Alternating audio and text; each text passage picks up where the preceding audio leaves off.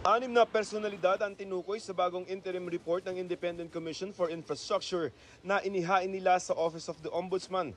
Alegasyon ng ICI na nakipagsabuatan umano sila sa mga kontraktor at grupo ni dating Bulacan District Engineer Henry Alcantara para kumbra ng kickback mula sa national budget sa pamamagitan ng mga proyektong pang-infrastruktura. Ang mga inirekomendang kaso ng ICI base sa mga testimonya ni dating Bulacan 1st District Engineer Henry Alcantara at mga assistant engineer na sina Bryce Hernandez at JP Mendoza tungkol sa mga manumalyang flood control projects sa Bulacan. Dalawang senador ang pinangalanan sa report, sina Senador Jinggoy Estrada at Senador Joel Villanueva na inirekomendang kasuhan ng plunder, graft, direct o indirect bribery at corruption of public officials. Ayon sa ICI, kinausap umano ni Estrada si Alcantara at sinabing may 355 million pesos siyang alokasyon para sa mga flood control project. Sagot ni Estrada, wala siyang tinanggap na anumang pondong nakalaan para sa flood control. Batay lamang daw sa sabi-sabi ang mga paratang laban sa kanya.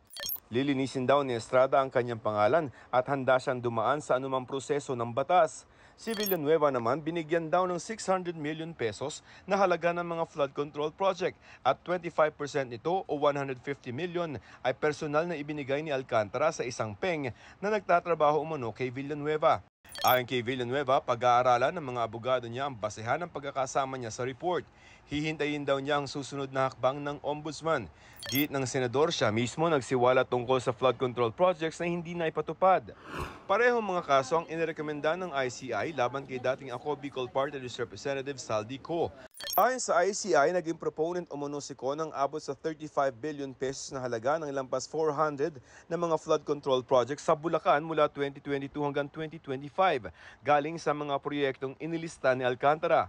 20 to 25% ang hiningi umanong kickback ni Ko.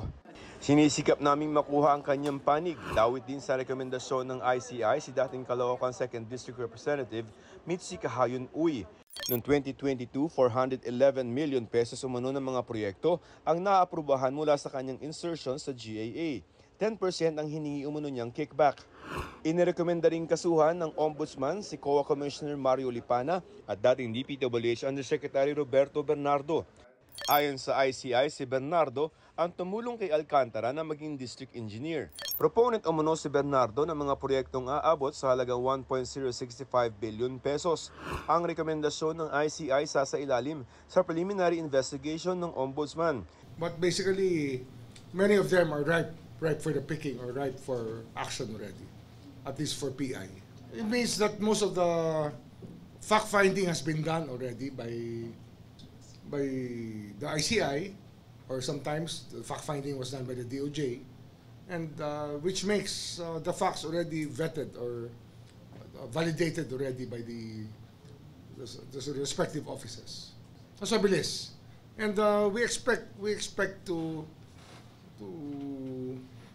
be filing cases soon